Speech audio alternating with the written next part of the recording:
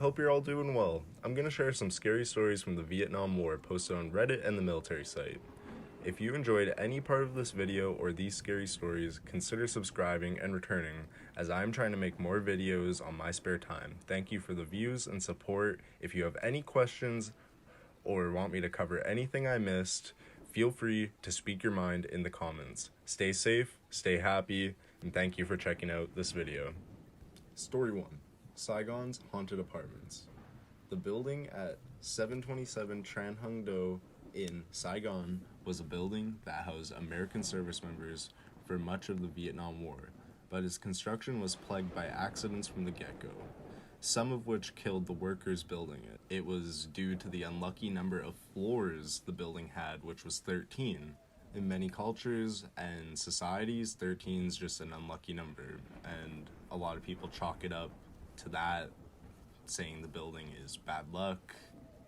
In order to assuage their fears and get the building completed, the architect decided to call in a shaman.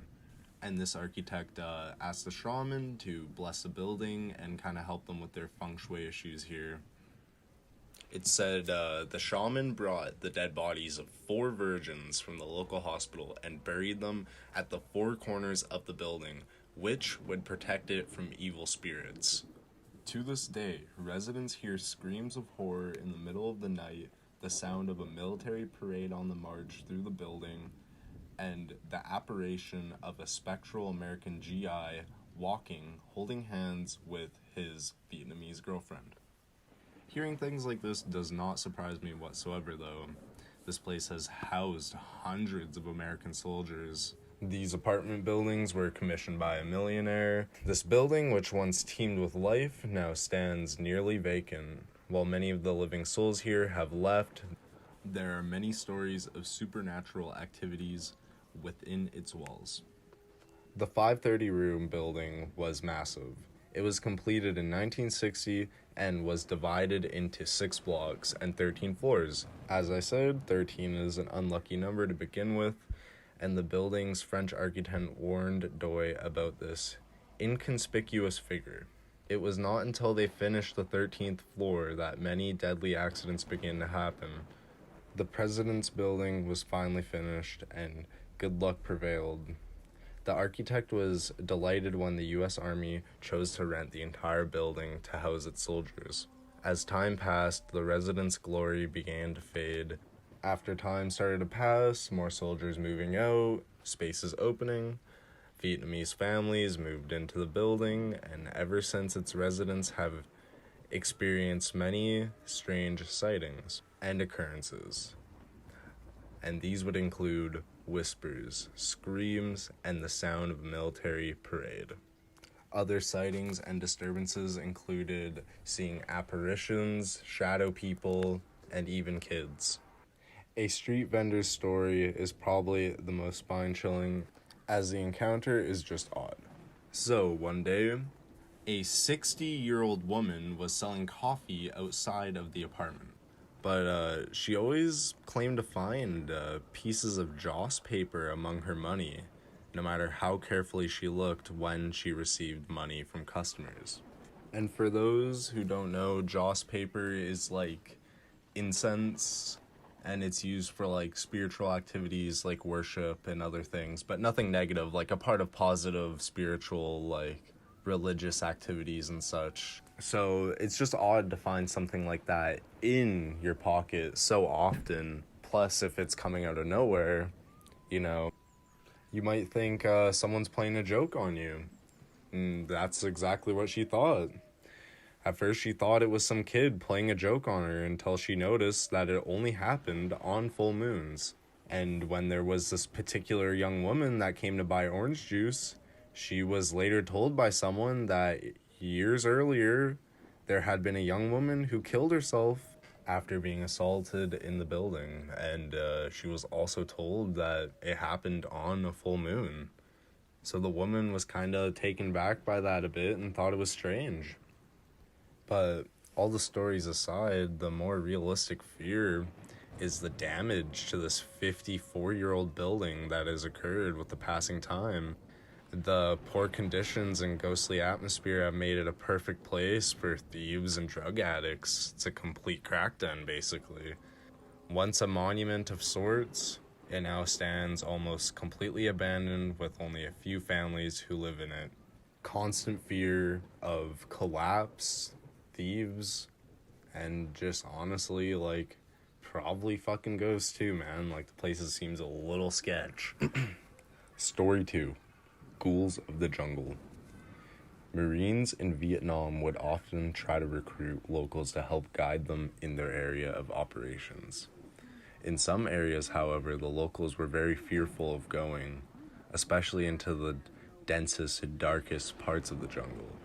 The reason they found was local superstition, of course, and they say phantoms, called Ma, occupied trees, and all sorts of stuff, which that actually made me think, like, you know, they're always like, they're in the trees, man, like, you know, your disgruntled Vietnam family member. Local tribes were warning the U.S. troops that reanimated corpses awaited them in the trees. The Marines, of course, shrugged off the stories as folklore, which is fair. Like, honestly, like, it's in your training to, like, accept new areas and be ready for shit, and they choose level-headed people, like, that are usually very skeptical of, like, the paranormal in the military, and very, like, not in the negative way, but are tight asses, you know, if you know what I mean. Starting in 1965, it became very real. American troops in the jungles of Vietnam began reporting ghostly figures moving supernaturally through the trees. Others reported fanged creatures with black eyes that would try to kidnap and consume unsuspecting troops. In one encounter, the beasts were found to be bulletproof. It didn't matter what time of day it was, the corpses lived by both day and night. Since the triple canopy jungle kept the sunlight from hitting them, the military's top brass decided to get rid of it. That's the real reason the military developed Agent Orange and napalm. The Marines would then roll through the jungle and finish the job with flamethrowers. Alright, story 3. And honestly, this should be its own video, but just for the sake of the Vietnam scary story video, you know, we'll just keep it all in the same. This one's gonna be a little longer, and yeah, just definitely a little weird. Definitely just one of those creepy kind of Reddit stories that someone made. But without further ado, this is the Tunnel Rats encounter. So, I was scrolling through the no sleep section of Reddit, and I was just searching for this specific story, and I finally found it because they give you a small chunk of it on the website I found these stories from. And basically, a very ill veteran, because I can't say terminal and ill together right now, I'm just so tired from taking care of my new kitten. By the way, every like towards this video is 1 XP point for my kitten. Just letting you all know that right now, so go do it, or I will be appearing behind you shortly. But basically, a veteran on his deathbed decided to finally tell a war story of his. So sit back and relax, because this is going to make the video long as fuck, and I might split into 2 parts, I don't know. But, so, this man talks about his time in Vietnam, and he was going to take it to the grave, but he opted to have it on no sleep instead, which makes me a little skeptical about the story, but anyways. What is a tunnel rat? Well, they were Australian, American, and New Zealand and South Vietnamese soldiers who performed underground search and destroy missions during Vietnam War. The tunnels could collapse, could be booby-trapped or flooded, and you could become lost or trapped. Booby traps could be sharpened sticks, snakes, scorpions, or poison gas. Tunnel rats often risked not wearing a gas mask as they had restricted vision from that, hearing, and breathing. According to a former Viet Cong officer, the tunnel rats eliminated over 12,000 guerrillas and captured many more in a single operation in August 1968. The rats not only killed 3 Viet Cong, but captured 153 more. Most captured Viet Cong weapons and equipment were uncovered by the tunnel rats. So basically, the reason I'm telling you all these facts is to show that if this is true, that combat fatigue could have something to do with the story. But without further ado, let's get right into the actual story. So, the person regaling us with the story kept their mouth shut for almost 50 years. And they start talking because, he said he's dying. He had terminal cancer, and, well, that's what it'll do to you. Friends want you to tell people you're going nowhere else but the ground, So, for the purpose of the story, let's call him Bill. But Bill talks about his time in Vietnam being very shitty. It was shitty for everyone involved, he says. And it was particularly shitty for him, as he was 5'3". And one thing I forgot to mention about tunnel rats is, if you're a shorty, you're gonna be crawling in some mud. So, Bill being 5'3", and in the Vietnam War, naturally, his senior officer points at him and says, "Hey, you'd be a good fit for the tunnel rat commandos. You want to join?" Now, technically, it's a question, as service in those platoons was voluntarily, but it sure as shit didn't feel like a question. It felt like an order. And as Bill says, that was his burden of war, being a tunnel rat. Climbing down into deep, dark, dank, dangerous tunnels filled with people, animals, and other things that just want to kill you. Typically, Bill's crew worked in the tunnels around Saigon. They're very complex, but they're starting to get to know them. But not on the day of this particular encounter. They ended up in a completely different tunnel network to what they were used to. The new tunnel complex they would be working at is way up north, not what they're typically used to. Bill says him and a teammate were sent in. Bill says he was first in the hole and his friend Ben followed him. I made up Ben for the purpose of the story here.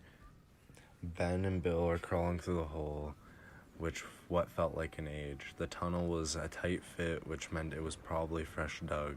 It also stank of something foul. That usually meant either spoiled food or some poor VC bastard died down there, and that was left to rot. After about 40 minutes of crawling in total silence, I saw the tunnel opened into a room. I tapped Ben on the head with my foot. I heard him ready his pistol. I climbed down into the open chamber, pointing my pistol at the shadows. The room was dimly lit by a small oil lamp, but there was no active threat right away and determined to be deserted. We took a moment to adjust, Bill says. It was the longest single tunnel segment either of us have ever crawled through. It had also no traps, which was unusual. Where was everyone who dug the darn thing? Bill asked. Save for the lamp hanging from the roof and a canvas tarp on the opposite wall, the room was completely empty. Bill says he approached the tarp and moved it aside with his pistol, and behind the tarp was a stone staircase leading down. A staircase? This far underground? I whispered to Ben. Bill says, VC didn't build this. This is old, very old. Older than America old. Ben whispered back, and with fear in his voice, we've come too far. We have to keep going, he replied. Bill and Ben walked slowly down the staircase with only a little bit of red light from their flashlights. Bill comments that the illuminated staircases looked like they were walking down into hell just because of the red tint. Finally, they saw, after some time walking down the stairs, that it was blocked by another tarp. Light was coming from the other side. I moved aside the tarp with my pistol. My finger trembled on the triggers. My eyes lit up, my heart raced, and I almost pulled the trigger, but I didn't. Something made me pause. The room had at least 10 people in it, none of them armed.